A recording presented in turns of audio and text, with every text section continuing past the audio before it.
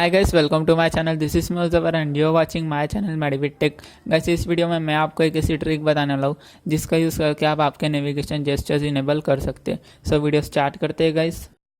सो आपको simply trick करने के लिए आपकी सेटिंग्स ओपन करनी है।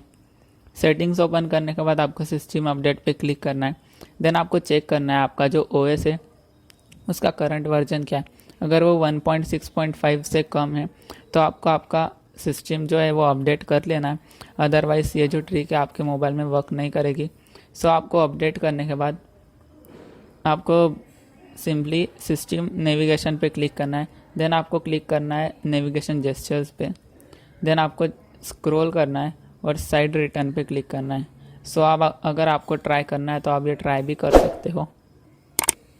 आपको ये ट्राई कर लेना है क्योंकि ये पूरी इंस्ट्रक्शंस बताते हैं कि कैसे ये आपका जो जेस्चर्स है वो कैसे वर्क करेगा।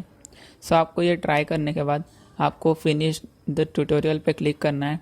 देन आपको आप देख सकते हो आपके जो जेस्चर्स है वो इनेबल हो गए हैं। सो आई होप गाइज आपको ये वीडियो पसंद आएगा। वीडियो पसंद आया तो लाइक करें, अपने फ्रेंड्स और फैमिली के साथ शेयर करें और हमें कमेंट करके ज़रूर बताएं।